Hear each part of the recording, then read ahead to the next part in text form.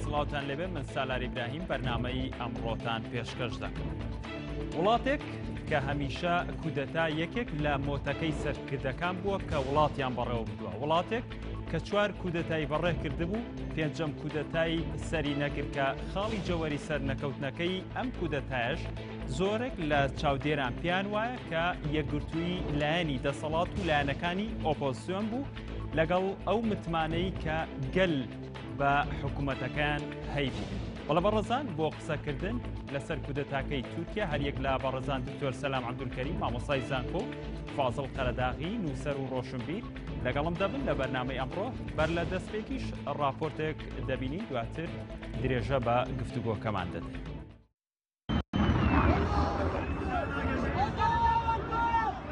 درەنگانێکی شێوی ڕابردوو بەشێک لە پلەداران و ئەفسەر و سەربازانی سوپای تورکیا کودەتایەکی سەربازیان لە وڵاتە دەست پێکرد. سەرەتای کودەتاکە لە پردی بۆسفۆر و سوڵتان ئەحمەدەوە دەستی پێکرد کە بەشە ئاسیایی و ئەوروپیەکەی ئەستەمبول بە یەکەوە دەبەستنەوە. هەر لە سەرەتای کودەتاکەوە سەرۆک ئەرکانی سوپای تورکیا لەلایەن کودەتاچیەکانەوە دەست بەسەر کرا و کەناڵی تەرەتەی فەرمی حکوومەتیش دەستی بەسەر داگیرە. هەروەها ژمارەی فڕۆکەی سەر بە کودەتاچیەکان بەسەر ئاسمانی ئەستەمبولدا دەستیان بە سوڕانەوە کرد.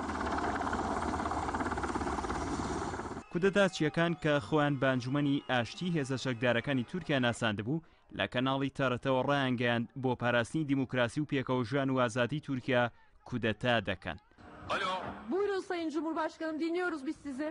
لەگەڵ ئاشکرابوونی هەوڵی کودەتاکەش هەرزوو ڕەجەب تەیب ئەردۆغان سەرۆکۆماری تورکیا هاتە سەرخەت و ڕاستەخۆ لە ڕێگەی تەلەفۆنەوە و لە کەناڵی CNN تورکەوە پەیامێکی ڕاستی گەلانی تورکیا کرد. ئەردۆغان لە پەیامەکەیدا داوای لە خەڵکی تورکیا کرد دژی کودەتاچیەکان بڕژێنە سەر شەقامەکان و نێڵن پرۆسەی دیموکراسی لە وڵاتەکان پاک بخرێت. دوای پەیامەکەی سەرۆکۆماری تورکیا دەیان هەزار هاوڵاتی تورکیا ڕژانە سەر شەقامەکانی ئەو وڵاتە و دژی کودەتاچیەکان پشگیری خۆیان بۆ حکوومەتی شەڕعی تورکیا ڕاگەیان. دواتر هەر لە کەناڵی تەڕەتەوە کودەتاچیەکان بەیاننامەیەکی سەرکەوتنی کودەتاکەیان خوێندەوە و ڕایانگەیان کار بە حکمی عورفی دەکەن و لە نزیکترین ماوەدا دەستوری نوێی وڵات ئامادە دەکەن. لە هەمان کاتدا بیناڵی یەڵدرم سەرۆکوەزیرانی تورکیا ئاشکرای کرد ئەوەی کە ڕوودەدات هەوڵی بەشێکی بچووک لە سوپای تورکیا و لەلایەن حکوومەتەوە ڕێگەی پێنادرێت. پاشەوە هێزەکانی سوپا و پۆلیس و ئاسایش و دەستگای میتی تورکی دەستیان بە هەوڵەکانیان بۆ کۆنتڕۆڵکردنەوەی ئەو ناوچانە کرد کە کەوتبووە دەست کودەتاچیەکان و لە ماوەی کەمتر لە 12 ساعات و بە پشتیوانی خۆپشاندەرانی لایەنگری دەسەڵاتی شەڕعی تورکیا دەستیان بەسەر بارودۆخەکەدا گرتەوە تا ئەوەی سەرۆکوەزیرانی تورکیا لە کۆنگرەیەکی ڕۆژنامەوانیدا شکستپێهێنانی کودەتاکەی ڕاگەیان. سەرۆکوەزیرانی تورکیا ئاشکرای کرد 265 کەس لە ڕوبەڕووبوونەوەی کودەتاچیەکاندا کوژراون و 1440 کەسی دیکەش بریندار بوون. هەروەها دایان ئەفسەری پلەباڵە و سەدان سەربازی تورکیا لە ڕیزی کودەتاچیەکان دەستگیر کران و بەشێکیشیان پاش شکستهێنانی کودەتاکە خۆیان ڕادەسی پۆلیس کرد. هەروەها حکوومەتی یۆنان ڕایگەیان هەلیکۆپتەرێکی سەربازی تورکیا بە 8 سەربازەوە لە وڵاتەکەی نیشتۆتەوە و داوای مافی پەناهەندەییان کردووە. دواتریش حکوومەتی تورکیا داوای لە یۆنان کرد ئەو سەربازانە ڕادەسی تورکیا بکاتەوە. پاشەوەش سەرۆکوەزیرانی تورکیا ئەنجامدانی کودەتاکەی خستە ئەستۆی فەتحولا گولەن و ڕێکخراوەکەی. لەو چوارچێوەیەشدا داواکاری گشتی تورکیا فەرمانی گرتنی بۆ 140 ئەندامی دادگای باڵا و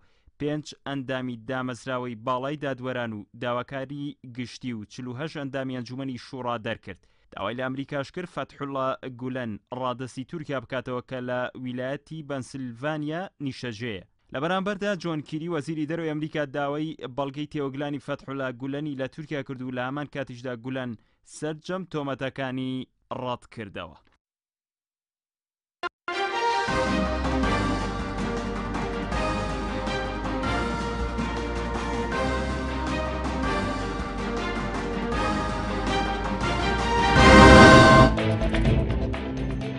دوبارە سڵاو بەڕێزان دکتۆر سەلام سوپاس بۆ ئامادەبوون کاک فازڵ سوپاس بۆ دەرفەتەی بێمەدا. دکتۆر لە جەنابتەوە دەست پێکەم بۆچی دەبێت لە ڕۆژهەڵاتی ناوەڕاست هەمیشە کودەتا ببێتە بەدیلی حکمی یاسایی؟ زۆر کات ئەمە ئەبینی لە ڕۆژهەڵاتی ناوەڕاست. سەرەتا ئەم کاتتان باش و کاتی بینەرانی بەڕێزیش باش. بێگومان ئەوە پەیوەندی بە بەریەکەوتنی بەرژەوەندی دامەزراوی سەربازی هەیە لەگەڵ دەسەڵاتی سیاسی لە بەشێکی زۆر لە وڵاتانی ڕۆژهەڵاتی ناوەڕاستە چکە مەسەلەی بەرێکەوتنی دەسەڵاتی سەربازی و لەگەڵ دەسەڵاتی مەدەنی و دامەزراوەی حکوومەتە مێژوویەکی زۆر دیێرنتری هەیە لە مێژووی نێو هاوچەرخ لە ڕۆژهەڵاتی ناوەڕاست ئەگەڕێتەوە بۆ جیاوازی تێڕوانین و بیرکردنەوە کە هەمیشە ئەوانەی کە لە سلکی سەربازیە یاخود لە ناو دامەزراوی سەربازیان پێیان وایە کە مافی لەبەرەوەی کە زۆر ماندووە بن لە ڕوانگە سەربازیەکەوە لە ڕێگەی بڵێن دامەزرانی دەوڵەت و جێگیرکردنی پایەکانی حکومڕانی ئەمن و ئاسایش مافی دەستێوەردانیان هەیە لە کاروباری دەوڵەت یاخود لەو چرکە ساتانەی کە لە گۆشەنیگای ئەوانەوە پێیان وابێ کە ئایندە و بەرژەوەندەکانی ئەو دەسەڵاتە سیاسی یاخود ئەو دەوڵەتی کە تیا ژین لە مەترسیدایە بۆیە گەربیشی بەچینەوە بە تورکیاوە هەمیشە دامەزراوی سەربازی لە مێژووی هاوچەرخی تورکیا خۆی بە پارێزەری کەمالیزم ئەزانێ و هەروەها بنەمەکانی ئەتاتورکیزمیش بۆیە لە هەر لە حزەیەکە بەبێ لە بەرچاوگرتنی ئایدۆلۆجیای ئەو هێزە سیاسی کە حکومڕانیەکە یاخود ئەو دەسەڵاتە سیاسی کە هەیە بەشی هەرە زۆری لەو چرکە ساتانەیە دامزراوی سەربازی لە تورکیا دەستێوەردانی کردو کە پێی وابوو بێ ئاسایشی نەتەوایەتی تورکیا و بەرژەوەندی تورکیا و ئایندەی تورکیا لە مەترسیدایە بە دیاریکراوی لە هەر سێ کودەتاکانی 1970 و 1970 لە کودەتایی پۆستمۆدێرنە خود کودەتای سپی 1990 سەرنجمەندی ئەربەکان و ئەم کودەتایش کە ئێستا هێزێکی هەردووچیان بڵێن دوو هێزی ئیسلامی لەسەر حکم بوون تا ڕادەیەک و حکومیەوەی کە ئایدۆلۆژیای بەشێکی هەرە زۆری دامەزراوی ژەنڕاڵەکان و سوپاسالەرەکانی دامەزراوی سەربازی سێکولاریزم بووە تا ڕادەیەک ئەوەش پاڵنەر بۆەوەی کە دەستێوەردان کەن و پێیان وابوو بێ کە دەوڵەت و بەرژەوەندەکانی لە مەترسیدایە زۆر کات ئەوترێت دکتۆر کە ئەم کودەتایانە دەستێکە لە دەرەوەیان چوڵێنێ ئەم کودەتایانە بە چڕێکینەوە لەسەر تورکیا ئەمە پاڵنەرێکی نێوخۆیی ناو دامەزراوی سەربازی تورکیا یاخود زۆر کاتیش لە دەرەوەش پاڵنەرێکەیە بۆی مەسەلەن تورکیا بەشێک لە دەسەڵات ڕۆشتووی ڕۆژهەڵاتی ناوەڕاست خۆی بینێتەوە یانەوە هەیمەنەی سیاسەتی دەرەوەش بەسەرم دەوڵەتەیە ساڵ بێت ئەمەیە خۆی لە دوای کۆتایەتنی جەنگی دووەمی جیهانی و هەروەها دەرکەوتنی ململانی جەنگی سارد لە نێوان ئەمریکا و سۆڤێتە تورکیا بە حکمی پاشکەوتەبوونی بلۆکی سەرمایه‌داری و هەروەها دانانی وەکو یەکەمین دەوڵەتی مسلمانی ڕۆژهەڵاتی ناوەڕاست بە دەوڵەتی تازە دامەزراوی ئیسرائیل هەموو ئەوانە لە ڕێگەی بەستنەوەی تورکیا لە پرۆژەکانی مارشال و ئەوانە لە ڕێگەی بژانەوەی ئابووری تورکیا و هەروە ئەو هەپەمەنەتیە سەربازیانەی کە ئەمریکا لەگەڵ تورکیا لە ساڵانی بڵین 50 و 60 و هەفتاکانی بڵین سەدەی ڕابردووە لەگەڵ تورکیا بەستی ئەمەوە کرد کە تورکیا شوێنکەوتی ئەمریکا بێ و ئەمریکا تورکیا لە ڕوانگەی ئەمریکاوە بربەستێکی گەورە بێ بۆ ڕاگررتنی پەرەسەندنی ڕوتی کۆمەنیزم لە سۆڤێتەوە و هەروەها لە دواتریشتا کە شۆڕشی 1970 گەلانی ئێران لە ئێران بەرپا بوو دیسان بە هەمان شێوە وەکو بربەستێک تەماشاکرا لە ئێستاشە بە هەمان شێوایە بۆیە بە گوێرەی ئەو زانیاریانە بەشێکی زۆری کودەتەکانی ڕابردوو ئەمریکا ئاگاداری بووە من ئەگەر تەنها لە ڕوانگەی وەرگێڕانی ئەو کتێبەی بەناوی پاسەوانانی کەمالیزم باس لە وردەکاری هۆکارە دەرکیەکانی کودەتا بەسەر نەجمەندی ئەربەکان و لە ساڵی 1990 بکەین بەڵێ ئەمریکا ئاگاداری تەواوی وردەکاریەکە بووە و پشگیری ئەنجامدانی کودەتایان کردووە لەلایەن سوپاوە بەسەر حکوومەتی پارتی ڕەفاه کە بە حکوومەتێکی ئیتلافی لەگەڵ تانسۆچیلەرە پێکی هێنابوو بۆیە ئەمریکا ناتوانین بۆ ئەمان هێشتا لەبەرەوەی تازەیە بڵێن هەموو زانیاریەکان زانیاری هێشتا پشڕاز نەکراونەتەوە و لە هەمان کاتیشتا ئێستا تورکیا هاوپەیمانێکی گەورەی ئەمریکایە و بە تایبەتیش ئەم هێزە سیاسی کە لەسەر حکومە لە 2002 توانیوێتی گۆڕانی ئابووری گەورە بکە و گۆڕانی سیاسی بکە هاوپەیمانێکی سەرکی ئەمریکا بێت تا ڕادەیەک هێشتا شتەکان ڕوونی ئایا ئەمریکا ئاگای لەم کودەتایە ژێیانە ئەمە بپرسم هەموو کودەتایەک ناشرینە بەڵام ئەچمە لای کاک فازڵ دواتر وەڵامەکەمەوێت کاک فازڵ هەمان پرسیا بۆ جەنابەت بە فۆرمێکی تر ینی لە ڕۆژهەڵاتی ناوەڕاست کودەتا بەدیلە بۆ حکوومەتێکی یاسایی حکومێکی یاسایی یاخود ئەمە بۆ ئەبێت فۆرمێک بێ بۆ جێگرەوەی ئەم حکومە یاساییانەکە بە سنووقی دەنگدان هاتوونەتە سەر حکوم بنایخۆ تەنها نەک لە ڕۆژهەڵاتی ناوەڕاست بەڵکو لە ئەمریکای لاتین لە ئەفریقاش بە هەمان شێوە ئەم شێوازی یعنی چوونە سەر دەسەڵاتەیە کە پێوتێ کودەتای سەربازی و لە تاریخی ئیسلامیشە ئەوە هەر هەبووە کە پێوڵی تەغەلوب ئیمارەت تەغەلوب یعنی کابرای کە لەسەر حکم بێ یەکێکترێت بازە بەسەری تەغەلوبەکە لە سەرێترەوە بە پێ ئەوە کە زۆری فەقیهەکان ئەو تەشریعیان بۆ داناوە کە ئەوەی لەسەر حکم ئەوە حاکمی شەرعیە دوای ئەوەی کە انقلابی بەسەرەکە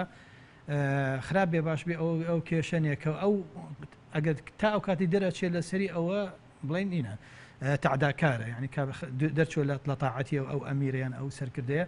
يعني أجر خليفة بيا أجر دواء كمان كسر كوت أبيت الواجب شرعا كبقصي بكري أم تأصيل ككرا ولا فقه إسلامية واي كردوك لقل كومالك يعني باردوخي أبوري كومالايتي واي كردوك كل الرجالات ناورسوي كمولاتي مسلمانان لولات كانت بلين أمريكا لاتين ولا أفريقيا بهمان شيء بلام يعني بهمان بلين شيء بلام لو أنا بميكانيزم كيتر بشوي كيتر أو الرياو كوا دزجانة بدزجاي كوا بهيز بيه بەرامبەر بە دەسەڵات بوەسێتەوە لە وڵاتانە هەمیشە دەسەڵات هەبووە دوو هەندوو جەمسەرە بۆ دەسەڵات لەگەڵ خەڵکەکە یەک بەرامبەرێک بەڵام لەم بێنە من دەستگای ناوەڕاست نەبووە کە بتوانێت هاوسەنگی پارێز لە نێوان خەڵکەکە لەگەڵ دەسەڵاتەکە ئەمە ئەگەر بین کە ئەو تیۆرێکە باسی ئەڵێ باڵانسی دەسەڵاتەکان کە سێ دەسەڵاتی یاسایی و لەگەڵ جێبەجێکردن قەزایی ئەبێ ئەو سێ دەسەڵاتە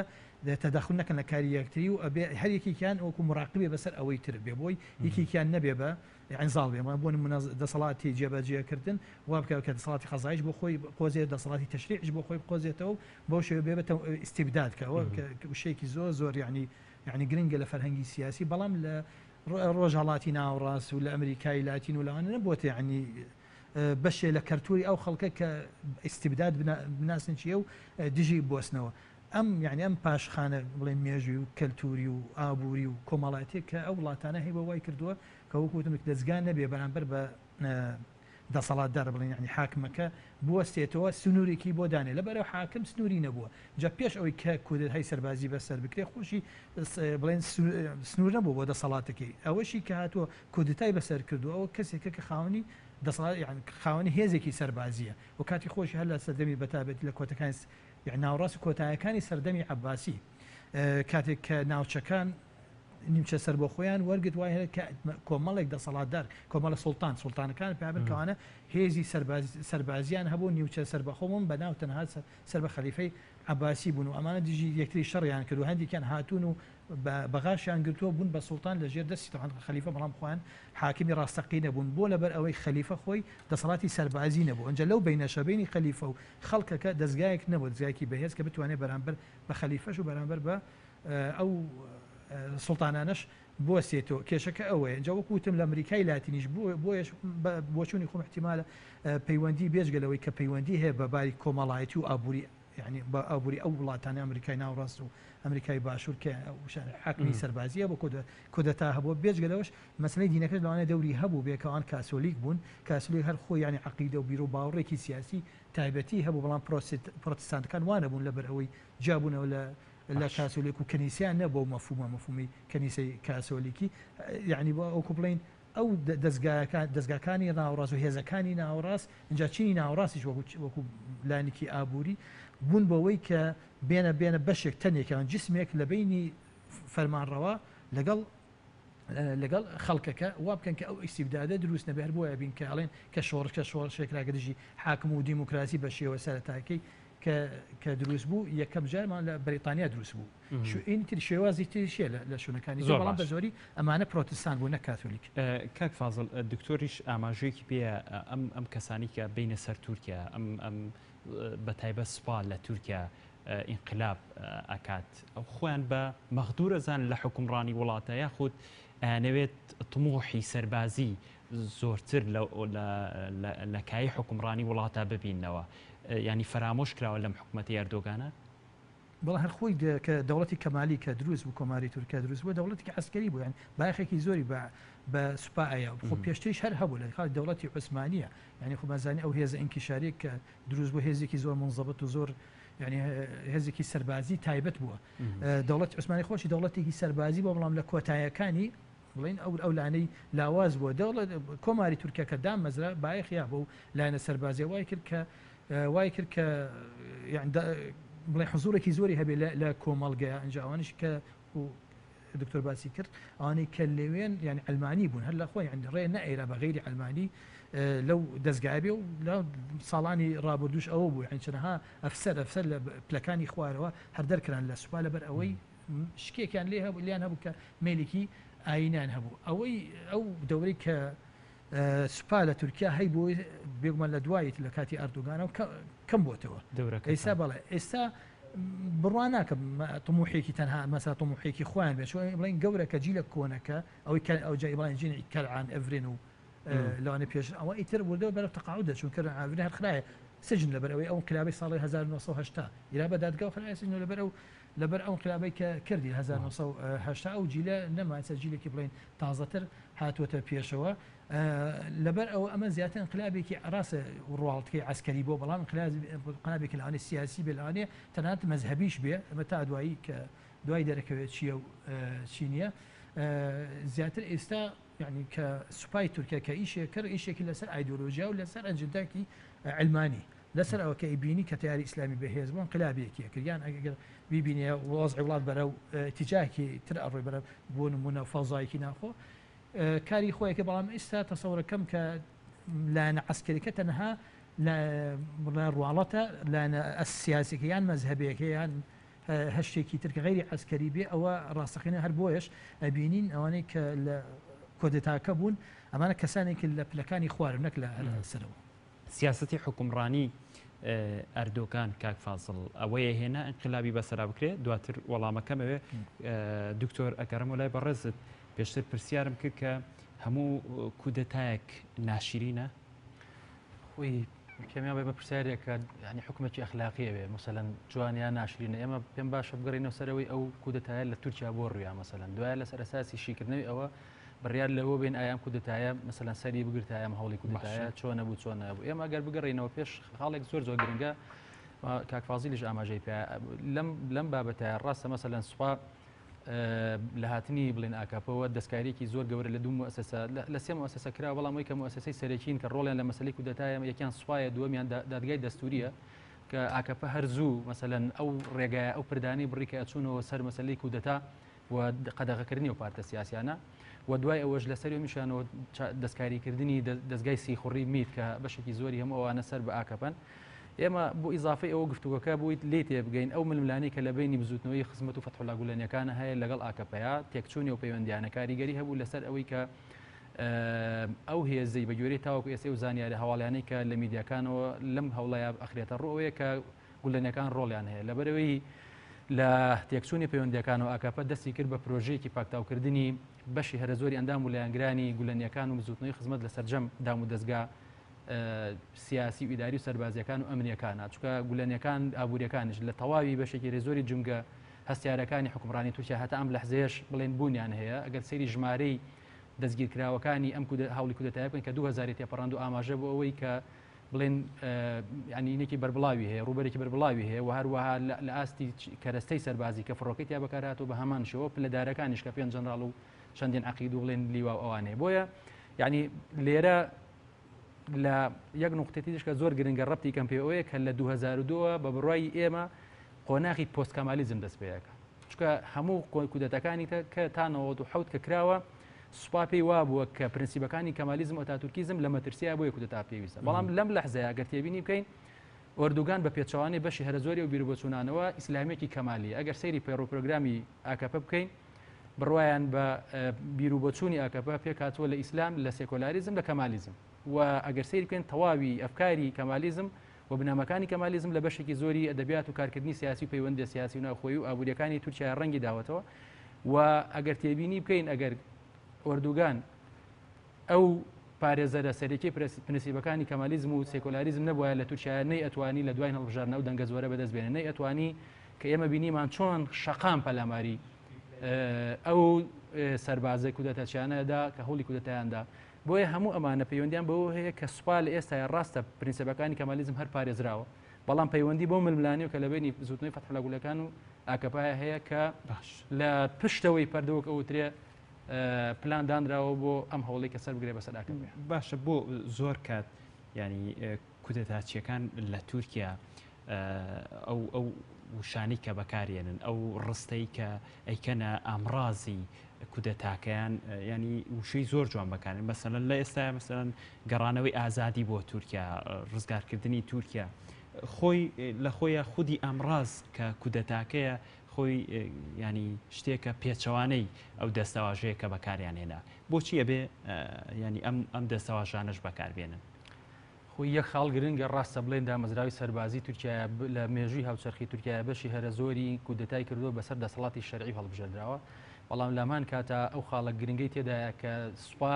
ئەگەر تێبینی بکەین ئەو گروپە نەکە محاولەی کودەتایان کرد بەڵام سەیرەکەین ئەو هەموو سوپایە لەسەر جادە بوو ئامادە نەبوون لولێت فۆنەکانیان بکەن ئەو خەڵکە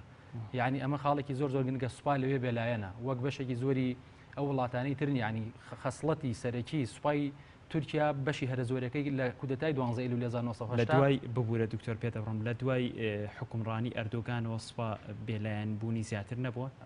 بێلایەن بوونەکە هەر پێش ئۆردوگانیش بێلایەن بۆ لە ڕووی چێوە لە ڕووی ئەوەی بۆ نمونە لە هەر کودەتایەکی قۆناغی پێشترا کە کودەتا کراوە لە تا فترەیەکی زەمەنی دیاریکرا و عسکەر دەسەڵاتی هەبوو ئیتر دوایەوە کە لە دوای هەڵبژاردننی پەرلەمانی بەڵام بکەرەکە عسکەر بووە بکەرەکە عسکەرە بەڵام ئەوان ئێستا بۆ نمونە لە هەشتا کە کودەتا کرێتەوە کوشتا ئەو سێ ساڵە حکومی عسکەرەکەن کەنعانی برین و کودەتاچیەکانەکەن دوای ئەوە دەسەڵات تەسلیمی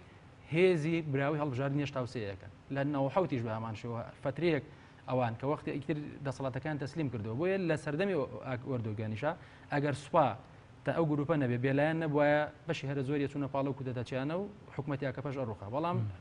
سوپا خەسڵەتی سەرێکی و تایبەتمەندی ئەوەیە کە بەشی هەرە زۆری بێلایەنە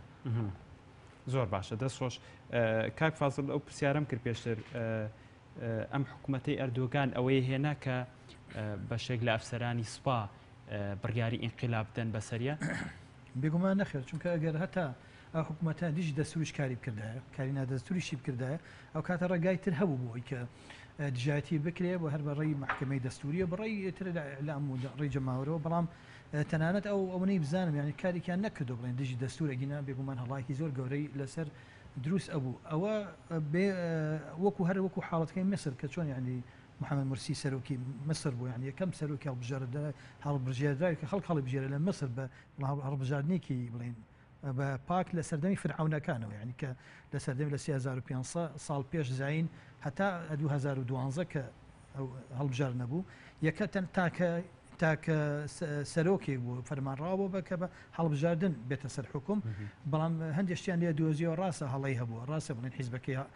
هەڵی هەبوو بەڵام هیچی ئەوەی ناهێنا کە ئینقلابی بەسەر بکرێت بۆچی چونکە ئەو ئینقلابەکە کرا ئەوە بوو بە پێشینەیە بۆ خەڵکی تریش یعنی کە ئەگەر لەسەر ئەمە کەسێکی کە بە شێوەیەکی پاک هەڵبژێراوە تۆ کۆدەتای بەسەرکەی کەواتە من بابن ئەولا بێت کۆتا بەسەر کەسێکی کە مخالفاتیشی زۆرتر بێ اینجا ئەوەی کە ئێمە بینی یعنی لە ئەردۆغان ئەوەیە کە فعلا ینی هەستی بڵین یعنی ڕوحێتێکی تاکڕەوانەی هەیە خۆسەپێنی هەیە اینجا ئەو دەورەی ئەمە گەر تێبینی بکەین ئەو دەورەی سەرۆکی کۆمار کە هەی بۆ سەرۆکی کۆمار لە نظامەکەی تورکیا نظامەکەی تورکیا پیاڵەن پەرلەمانی یان ویزاری پیاڵن کە سەرۆک وەزیران دەسەڵاتی جێبەجێکردنی زۆری هەیە سەرۆکی وڵات هەروەکو چۆن عێراق ینی دەورێکی زیاتر ڕەمزی هەیە بەڵام ئەو دەورەی کە ئەردۆغانە بین وەکو سەرۆک ئەیبینی هەر وەکو سەرۆک وەزیران ئەیبینی وەکو حاکمی یەکەمی وڵاتەکە تەسەڕوفیە کرد ئەوە ڕاستە بەڵام هیچی نەگەشت بوو ئەو حاڵەتی کە ئەو باز با بەسەر دەستورە یعنی هەتانات ئەگەر دەستوریشی دەستکاری بکرد هەر لە ڕێی پەرلەمانەوە ئەی کرد نەخر ئەوە هیچ هی ئەوە نەبوونە کۆدەداکەنە هی ئازادی بۆنە هی دیموکراسی بوونە هیچ شتێکی تر بوو زۆر باشە ئەمێ بپرسم پاڵنەری ئەم کودەتایەتیوە بەڵام پاش ئەم ناوبڕە بەڕێزان ناوبڕێک وەرەگرین و لەگەڵتان بەرداوام بین. بەرنامەی ئەمڕۆ بە سپۆنسەری کۆمپانیای ئەسێ بۆ بازرگانی مۆبایل شیری ئەڵتونسا. ئەسێ یەکەمین مۆبایلی مارکەی کوردی کۆمپانیای ئەسێ بە لە بەرچاوگرتنی قەیرانی دارایی مۆبایلە تایبەتەکانی دەکاتە قستی مانگانە Q4 14,000 دینار Q5 17,000 دینار پەلە بکە بە بەخاوەنی یەکێک لە مۆبایلەکانی ئەسێ کە دوو مۆدێل و 4 ڕنگ لە خۆ دەگرێت بە قستی زۆر گونجاو ئەسێ پێشەنگی تەکنەلۆژیای نوێ.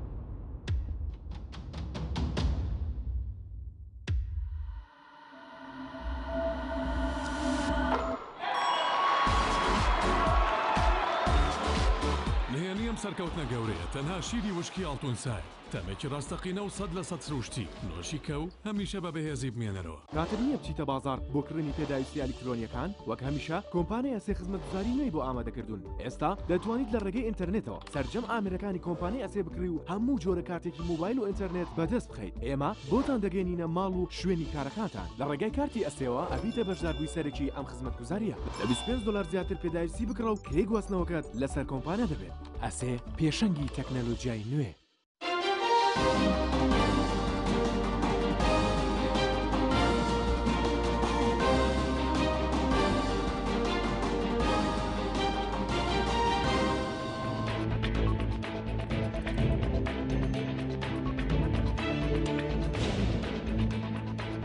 دووبارە سڵاو بەڕێزان کاک فازڵە و پرسیارم کرد پێش ناو بڕەکە کە حکوومەتەکە ئەوەی نهێناوە کودەتای بەسەرا بکرێت پاڵنەری ئەم کودەتایە چی بوو؟ وڵا ئەو ماوە هەتا دەرکەوێنی پاڵنەرەکان چین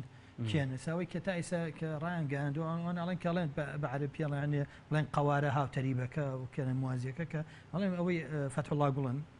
جەماعەتی ئەوان تاچنێ ئەمە ڕاستیان تاچنێ ئەوان دەستیاندەوە هەبێ ئەوە دیارێ بەڵام دووریش نییە ئەوە احتمالێکی زۆر گەورە هەیە کە یعنی دەستێکی دەرەکی بێ دەستێکی دەرەکی لەبەر ئەوەی تونی تەنات ئەمریکاش بێ بە تایبەتی ئەگەر ئێمە تەماشای تەصیحاتی ئەوەی من بزانم یعنی ڕەنگە هەندێک شتێ من ئاگام لێ نەبێ یعنی ئەوەی کە لە ئەمریکا باس کراوە سەرەتای کۆدەتاکە هیچ شتێکی خراپ نەبوو بەرامبەر بە کۆدەتاکە بۆ نمونە یعنی ئەو قسەی کە نازانم تا چەنێ ڕاستەوە لە ئەمریکا وتراوەمە وتێنە نازانی سەرکەوتن بۆ لای بۆ کام لابێ یعنی سەرتن بۆ کام لابێ فازڵ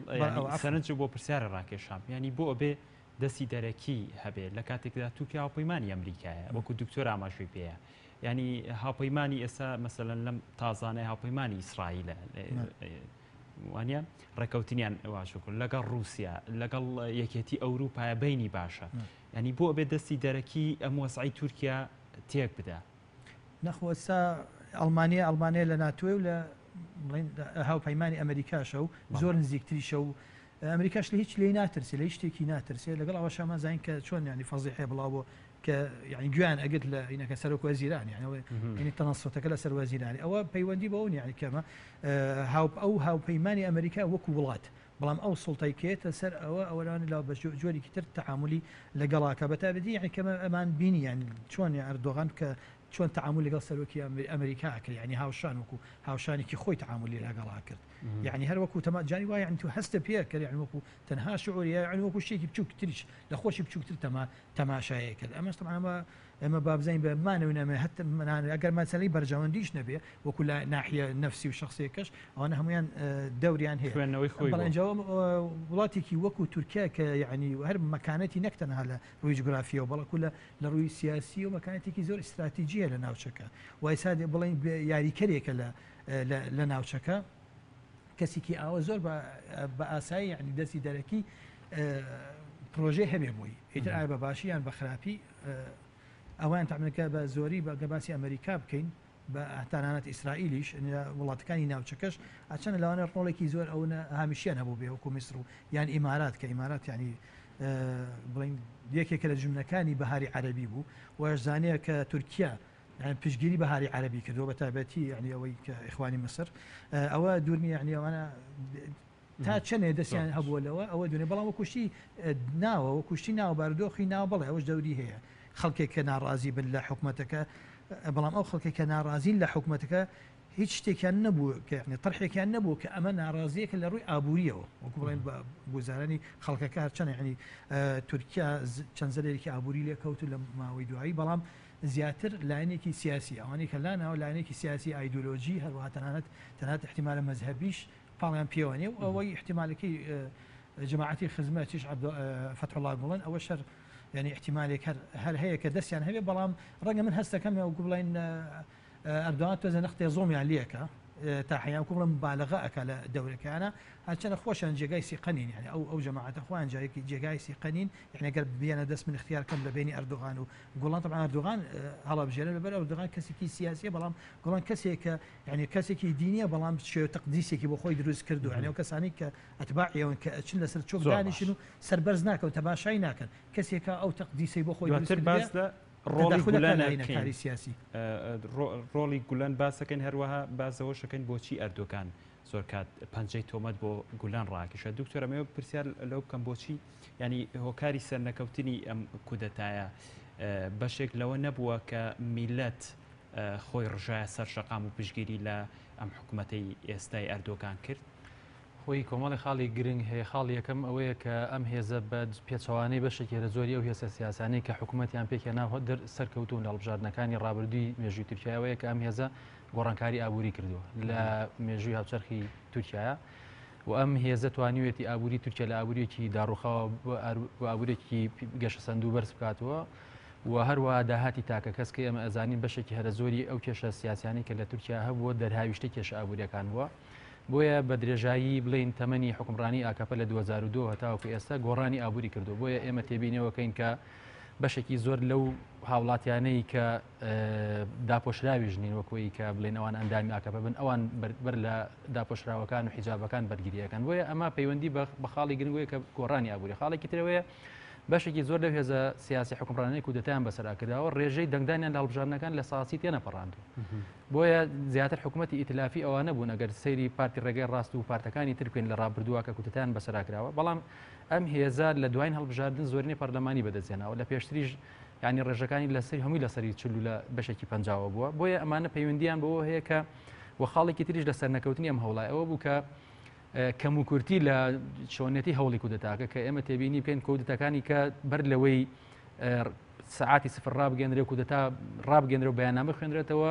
سەرکردە سیاسەکان و حکومڕانەکان دەست بەسەر کراون یاخود کۆنتترۆل کراون ئەمان تەنها سەرۆی سوپاسالاری تورکیان دەست بەسەر کرده بوو کە ئەوانش نەیانتوانی مەسەلەن ئیجراتی لەگەڵ پەنبیک و ژنیا مەسەلەن بە شێوەیەکی تر دەست پێ بکە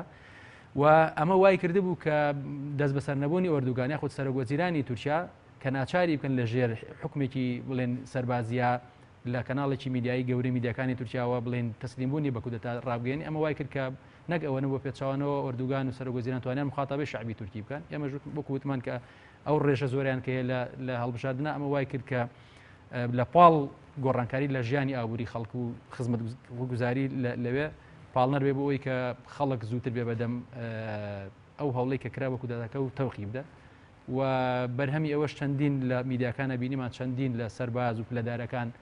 بە دەستی خەڵکەوە بوون کە خۆیان ڕادەستە کرد بۆیە ئەمانە تەسیری هەیە و هەروەها خاڵێکی تریژەوە کە بەشێکی زۆری کودەتاکان خەڵک بڵێن سوپاسالارەکان یاخود خەڵکانی جەنەرال ئاسی جەنەرالەکانە پێهێستان کە ئەمانە زیاتر ئەفسەرەکان کە پلێکی خواردیانەیە و تەنها کۆنتترۆلیان بەسەر کۆمەڵێک یەکەی ناو سوپایە هەیە تر لە سوپای هەوایی بڵێن یاخود لە هێزی هەوایی بهێت هێزی وشکایی زۆر شتی تریژەیە کە هێشتا دیار نییە زۆر باشە کاک فازڵەمە بپرسم ڕۆڵی گولان لەم کودەتایەتی وەکو لە یەکەم وتاری خۆیدا ئەردۆگان باسی لەوە کرد کە داوا لە ئەمریکا کات گولان تەسلیم بە تورکیا بکاتەوە دیارە ئەمە لای ئەردۆگان ڕوونەکە گولان ڕۆڵی هەبوو لەم کودەتایە تۆ قسە چییە لەم بار ئێمە کەس نازانێت دەربارەوە چکە بەرەوە شتێکەوە نهێنیە بەڵام ئێمە ئەڵین لەوانەیە نیازی باشە بۆ پەنجەی تۆمەت بۆ لای گولان ڕاکێشە بەدەر لە هەر کەسێک لەبەر ئەوەی ئەوان پێشتر یعنی ئەو وینان یعنی جەماعەتی خزمەتیان دوور خستۆتەوە لە هەموو بڵێن دەستگا حساسەکان لە ناو سوپا ماونەتەوە احتیمالە ئەو تۆمەتیانە خاتە پاڵ بۆ ئەوەی کە دوای ئەوانش لە سوپاش دووریان خاتەوە بکا بەبیانە بۆ لەبەر ئەوە ئیستا ئەبینی ئێستا ئەردۆغان یعنی هێزیە نییە هێزێکی وای نییە بڵێن ئەوە توانای هەبێ کە بە شوەیەکی یعنی بە شوەیەکی کاریگەر دژایەتی بکە وای لێ بکەن هەڕەشە بێ بۆ حکومەکەی نەما لە پەرلەمانە لە مەحی لە بڵێن لە دادگای دەستوریە لە تەنانەت حیزبەکانی معارەزەش ئەو هێزیانیە ئەو جەماوەرانیە وەکو خۆی وەکو بیژنیشمانەیە شەقامەکە یعنی استیجابەی هەبوو بۆ ئەو بانگاوازار چەند من تاسەوڕەکەم خۆی بەبێ ئەو بانگاوازە شەقامەکار دابەزی لەبەر ئەوەی خوانیتر شەقامێکە حیزبێ ئەندامەکانی حیزبەکەی بە تایبەتی خەڵکێکن یعنی وشیارن و ئەزان وەزعەکە بەرەو کوێ ئەچێ لەبەرەوە ئەگەر یعنی تۆمەتی کوابێ ئەگەر ڕاست نەبێ ئێمە بوا بڵێ ئێمە تەمان یەکێ هاڵەکانی ئەوانەی خۆمان کە محلی سیاسی بەخوایان لەم کوردستانە یاسان چی بە مشکیانەیە چی حەزیان لێ ئەوە ئەڵێن احتیمالات هیچ لێک نانەمە بە احتیمالات لێک بینەوە ئەگەر بەڕاستی دەستی ئەوانی تیا بوو بێ و ئەگەر دەستی ئەوانی تیانە بوو بێ ئەگەر ئەردوغان بزانێت دەستی ئەوانی تیانە بوو بێ ئەو بیانوە بۆی کە لە شوێنەکان تریش تەسفیان بکە و دووریان بخاتەوە دکتۆر ئەچمەسە پرسێکی تر بەڵام حەزەکەم بۆ هەمان پرسیاکە لە کافازلم کرد گولەن ڕۆڵی هەبووە لەم کودەتایە طبعا ئەوڵەکە سەری نەگرتو بۆیە گولەن نەفیەوەکە ئەگەر سەرکەوتوو وایە ئەو کاتە ڕەنگە مەسەلەن تەداعەتەکانی دەرکەوتایە کە مەسەلەن ئەو گروپی لە ناو سوپا کودەتایان کرد ینی حکوومەتی ئاکەپیان دەست پێ دەست لە کار پێشایەتەوە خۆیان کاروباری دەوڵەتیان بەدەست بگرێت ئەو کاتە احتیمال لە خطابەکە شتێکی تر بێت چکە ئێمە ئەزانین بڵێن لە فترەکانی پێشووتر کۆمەڵێک بڵێن کەیسی دادگایی کرایەوە یاسایی کرایەوە بۆ دادگاییکردنی فتحوڵا گولەن بەڵام لەبەرەوەی کەیسەکان زۆر بەقوت نەبوون بەڵام ئەکرێ ئێستا مەسەلەم کەیسۆ خیانەتی نیشتیمانی لە قەڵەم دەرەوکات ئەمریکاش وە هاوپەیمانی سەرەکی تورکیا ناچار بێ گولەن تەسلیم کاتەوە کە ئێستا لە وڵاتی پەنسیلڤانیا لە ئەمریکا بۆیە بەشی سەرەکی ئەوەیە کە هەوڵەکە شکستی هێناوە بۆیە ئەویش هیچ کەسێک شکست ناکاتە ئەستۆ خۆی بە دیاریکراویش فتحوڵا گولەن دکتۆر کاردانەوەکان چۆن هەڵەسەنگێنی بەتایبەت لە کوردستان لە باشووری کوردستان بەشێک لە ڕۆشنبیران خیتابێکیاندا ینی سەبارەت بە کودەتاکە بە پشگیری و بە پێچەوانەشەوە چۆنی هەڵەسەنگێنی وەکو لە ڕاستیا بەشی هەرە زۆری ینی لە هەردوو ڕاستەکە چ ئەوەی کە پێی خۆش بوو چۆی کە پێی ناخۆش بوو ینی بینێکی عاتفی و ئایدۆلۆجی ئەوەی هیچی پەیوەندی بە خوێندنەوەی واقعیەوە نیە هەم ئەوەی کە پشگیری ئاکەپەکە ئاکەپە نوێنەرایەتی بەرژەوندەکانی نەتەوەی تورک و ئینسانی تورکەکە و هەمووشمان بینیمان کە قەزەیەکی ڕەوای کورد لە باکووری کوردستان هێتاوەکو ئێستا دوای پاشەکشەکردنی لە 2007ەوە بە ناوی کرانەوەی کوردی دوایە گۆڕی بۆ کرانەوەی دیموکراسی لە 2009 دواتر هەر لە 2014 هەر نەفی کرد کە کێشەیەک بە ناوی کوردی ئەو قەتڵ و عام و خوێنشکە لە شارە کوردیەکان و ئەوەشی کە پێی خۆشە کودەتا جارێ ئەسڵەن هەموو ئەو کودەتایانی لە مێژووی هاوچەرخی تورکیا کراون هیچیان سیاستیان لە حکومەت حکمڕانەکە باشتر نەبوو بەرامبەر بە ئینسانی کورد و قەزی کوردی و مەرجژنی هەر کودەتایە کرا لە تورکیا بە قازان بشکێتەوە بۆ کێشەی کورد چکە بە عکسەوە ئەگەر ئەوە ڕاست بێ و ئەگەر ڕاست بێ کە بزوتنەوەی گولەنیەکان لە پشتەوەی کودەتاکەن ئەوان ڕخنەی سەرەکیان لە تێکچوونی پەیوەندەکان لەگەڵ ئاکەپە ئۆردوگانەوە بوو کە ئاکەپە لە 2007 پاکێتی چارەسەرکردنی کێشەی کوردی پێشکەش کرد لە تورکیایە کە ئەوان پێیان وابوو ئەمە لادانە لە پرینسیپەکانی کەمالیزم و دەوڵەتی نەتەوە ئەوە و بە هەمان شێوەش لە پەیوەندەکانی تورکیا لەگەڵ ئیسرائیل پێیان وابوو کە تورکیا بەو مامەڵە ڕقەی کە لەگەڵ ئیسرائیلێکە دوای کەشتی دەریاچەی مەرمەڕە وای کردووە کە پەیوەندەکانی تورکیا و مەکانەتی تورکیا لە ڕۆژهەڵاتی ناوەڕاست لە بەرامبەر لە ناوە پەیمانەتی ئەمریکا و ئیسرائیل نزمتر بێتەوە بۆیە ئەم هەردوو بۆ چوونە هەردوو تێڕوانەکە عاتفی حکومێکی ئەخلاقیە دوور و نزیک نییە لە لێکدانەوەی زانستی بابەتی و بۆ ئەوی کە ئەگوزارێت لە تورکیا زۆر باشە هەمان پرسییا بۆ تۆ کاک فازڵەمە بپرسم کە ینی ئەبووە خوێندنەوە بۆ ئەم کودەتایە چۆن بکرایە وڵای خوێندنەوەی چی ینی خۆی بەداخەوەسا ئەم هەر ئەمە یعنی ئەم چەند سەعاتە با بڵین ئەو 15 زۆر کەسی یعنی ئاشکرا کرد کە چەنە خوێنەوارن چەنێ ئاگادارن و چەندێکیش ڕازگۆن یعنی بەڕاستی بەشێکی زۆریان دەرک و کە درۆزنن لەگەڵ بیر و باوەڕی خۆیان یا کەسانێکن کە هەمیشە لە کوردستان باسیەوەکەن ئەمە کودتامان بەسەرکرا و فلان کەس فڵان حیزب کودتاکە بەڵام کودتاکە بەڵام سێرەکی خۆشیانە لەگەڵ کودتا چیەکان ها خەڵکێکیشێن بەڕاستی بە ناوی یعنی بەلایین لایەنگریەوە یعنی لایەنگریەوە بنە بەهێزبوونی لایەنێکی کودەتا چیەوە لە هەمان کاتە ئەڵێن ئێمە دژی ئەو کودەتاین ئەمە ئەوجا هەروەها ئەم خوێندنەوەک و باسی ئەو خوێندنەوەی پێویستی بە خوێندنەواریە پێویستی بە کەس یعنی بە شێوەیەکی متەوازن شتەکان لێک باتەوە نەک بە عاتیفەوە دکتۆر باسی کردیان بە شتێکی حماسی و بە عاتیفە معقول نییە کەسێکە هەمیشە باسی دیموکراسیەکە هەمیشە ئەڵێ باسی دژایەتی کودتاکە کە لە کوردستان کراوە لە لایەکی ترەوە ئەو پشگیری ئەو کودتایەکە بەبێ ئەوەی جار هیچ شتێک بزانێ بێ ئەوە هینە کە هەمویان کەس هینی نەکرد کەس قسەی لەسەر نەکرد بەس تەنها ئەوانەی لای خۆمان جاهندێکیان کە زانیان ئەوە تێشکە ئەوە کۆدەتایە تێکشکا لەبەر ئەوەی نێکینەوە بناغەیەکی نەبوو شتێ بنەوە بناغەیەکی بە خەڵکە بڵی ناکە کاکە خەڵکی تورکیا ئێمە با بڵین یعنی کێشەی کورد هەیە لە تورکیا با بڵێن ئێمە دەوڵەتی تووری زۆڵم لە کوردەکە بەڵام ئەمە ئەوش ئینکاری ناکرێت کە هۆشیاری ملەتی کورد لەبەر ئەوانە دەوڵەتن هۆشیارەکان زیاتر هۆشیارەکان زۆر زیاتر لە وڵاتانی عەرەبیش بە هەمان شێوە ئەمان زانیان ئەمە ئینقلابێکەوە ئەوە چی بەدواوێت ینی ئەم پشتگیریە بەشێک لە ڕۆشنبیران ینی لە کودەتا دۆزی کوردی بەرەو پێشە برد نبي گومان نەک هەر لە پشت ینی ڕۆڵی کوردایەتیەوە خوێنرایەوە وەکو کوردایەتی و بەشێکی لەبەر ئەوەی کەسەکە بە ئیسلامی یعنی ئەردوغان بە ئیسلامی حسابی نەخێت بە پێچەوانەوە ئەگەر وا بووە پاکەکە ئیشتێ بەگوت هیچ لێ ناڵێنی پاکەکە وتی ئەمە شتێ نازانی ئەمانە کێن و کێنین کە انقلابیان کردووە لەبەرەوە ئان خاونی قەزیکەن بەڵام ئەوانەی ئێمە یان بەڕاستی دواکەوتویەکی زۆر دەرکەوت لەم چەند سەعاتەی دوێنێ شەو دواکەوت دەرکەوت چەندێ خەڵک ئەوانی بەنای ڕۆشنبیر نای ڕۆشنبیر لە خۆیان کە چەندێ دواکەوتون چەندێ ینی چەند داوکەن چەندێکیش درۆ ئەکەن لەگەڵ بنەماکانی خوان هەر بۆ نمونە باسی ئەوەکەم وەکوتم کە تێشکە کۆدەتاکان جاڵانەوە سیناری ئەردوغان وایە کاکە ئینسانی ڕۆشنبیر کە قسەیەکە ئەبێ احتیمالات بۆ هەموو شتێدارنی تۆ احتیمالی ئەڵێ کاکە ئەمە شتێک کراوە انقلابێ کراوە بەڵام احتیمال شەیە احتیمال هەیە کە سیناریۆیە بەڵام ئەو کەسە نە ئەوە انقلاب و دەستخۆشی لێکەم کە شکستە هێنێ ئەڵێ ئەمە سیناریۆنجا بیانوان هەیە ئەڵێ باشە چۆن ئەگەر سیناریۆ بۆچ بە چەند سەعاتی کۆتایی پێهات لەبەر ئەوەی ئەمانە خوێنەوار نین بەڕاستی ئاگایان لە دنیا هەر نییە ئەمانەی خۆمانەمەیک باشووری کوردستان و ئەم هەرێمی کوردستانە ئەوان ئاگایان لێنە لە یەکێتی سۆڤێت لە پێش ئەوەی کێتی سۆڤێت هەرز بێنێ هەڵوەشێتەوە ساڵی 90 لە هەژدەی نەوەیەک انقلابێک کرا ئەوانەی کە حزبی شیوعی بڵێن کۆمەڵی فەرمانبەری گەورە لەگەڵ سوپایە لەگەڵ بەشێکی سوپاکە کۆدەتایکیان کرد بەسەر گۆرباچۆڤ و دەست بەسەریان گرت ئەوە بووتر بۆریس یەلسین لەو کاتێک کە سەرۆکی ئەو بڵێ ئەم بەشەی ئەو رووسیا خۆی و کۆماری ڕووسیا خۆی ئەو کاتە ئەوە چوو تەحەدای کرد و خەڵکەکە هەمویان یعنی جەماوەر خۆیان هاتنە دەرەوە جیجی ئەو کۆدەتای و فەشەلیان پێهێنا هەژدەی دەستی پێکرد 23 لە وڵاتێکی وەکو يعني يكيتي زوفيتي وكانت لسير روج عنده روج وشتيك بعضين سير روج لسير روج فشلي هنا او كوديتايا او كاتاوش اوشان هالسيناريو بلان اواني خمن بداخل وني حزيان لاتشيا او اشتغلين وبداخل شو عندي كان هو محلل سياسي قسا كان بلان محلل سياسي بلان حز يعني كذا حجي له رقي لفلان كذا وحجي لفلان كذا خوشي يعني بلاسي خوش وكم دروك راسناك لقلب بيرو باركي خويا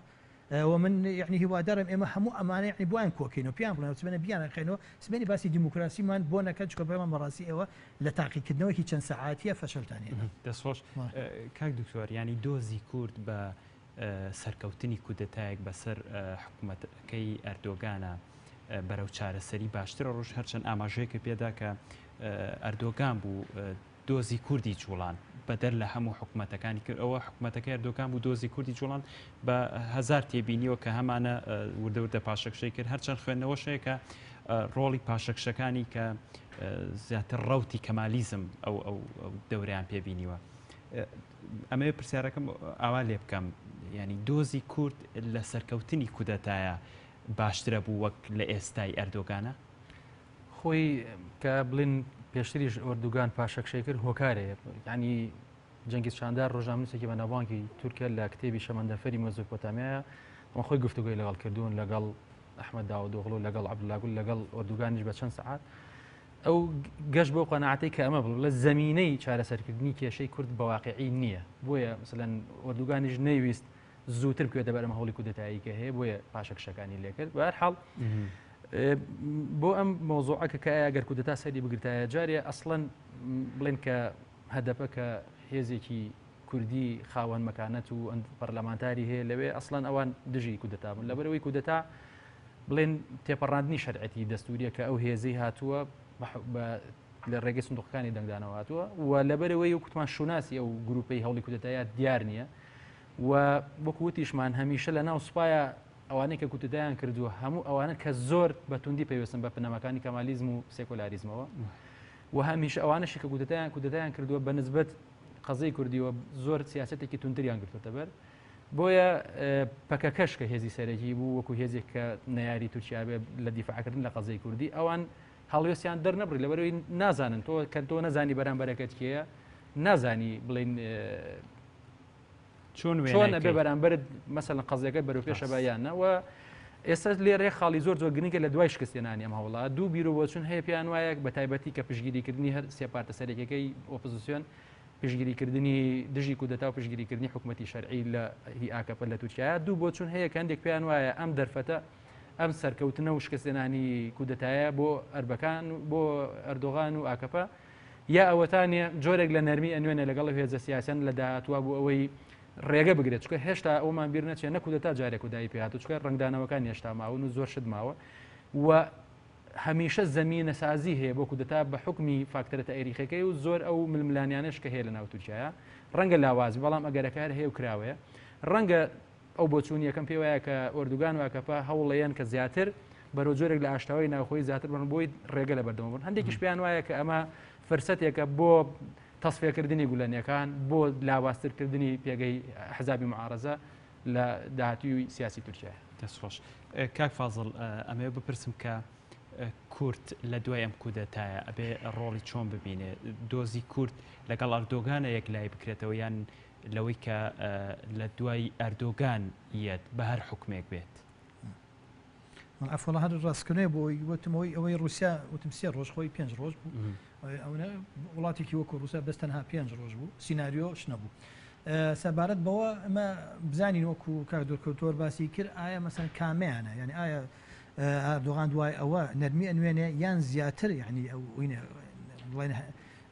حەزە خۆسەپێنەکەی خۆی جێبەجێەکە ئەویان ئەمێنێتە بەڵام لە هەموو حاڵەتەکە من ئەڵێم مەسلەی کورد ئاسانترین شتە بوو ئەو چونکە کورد یعنی وەکو نەتەوەیەکە تەنانەت هەدە پێش وەکو حیزبێکیشە ئەو دەسەڵاتەی نییە یعنی ئەو دەسەڵاتەی نییە کە بتوانێت لە بڵێن لە بناغەی حیزبەکەی بە حیزبەکەی ئەردۆغان بات ئەوەی نیە ڕاستم بڵین پەکەکە هەیە و شەڕ هەیە و کاریگەری زۆری هشی هەیە بەڵام کاریگەرەکە هەرچەنێ بێ تا حدی ناوچەیە وەکو ئەوانەی تر هێن خەڵکێن لە ناو بڵێن جومەکانی دەسەڵاتن ئەمانە کێشانە هەروەها هێزە دەرێکیەکانی تریش ئەم زیاتر بۆ ئەو باشترە ناوە چارەسەرکە کێشەکانی ناوە چارەسەرکە بۆی متەفەرق بێ بۆ چواردەوری خۆی بۆیە تەسەورە کەم نەرمیەک بنوێنێ بەڵام هەرچەنە ئەویش هەر نازانی لەبەر ئێوە کاردانەوەی کورد ئایا چۆن ئەبێ بەرامبەر ئەوە ئەنجایەتە چەندێکیش جددی ئەبێ بەرامبەر بەو يعني بڵێن ئەگەر بڵێن پرۆسی ئاشی بچنە جددیە بێ ئایا بەردەوام بێ لەگەڵە جددیە بیان تەنها بۆ خلافاندنی کوردە ئەوەشان هەڵەگرین بۆ ینی بۆ دوا ڕۆژکە تا ئێستا دیار نییە ئەمە مۆزوعێکی شتێکی نەفسی ئەو کەسە ئایا ئەم هینە ئەمە خۆزانانی خۆی کبریایەک و يعني حەزێکی سوڵتەوی هەیە ئەردۆغان ئەو حەزە ئایا چی بەسەرێ دوای ئەو زۆر باش وەکو دواوتە لە دێڕێکا سپاس دەکەم تورکیای دوای کودەتا چۆنە بینیتەوە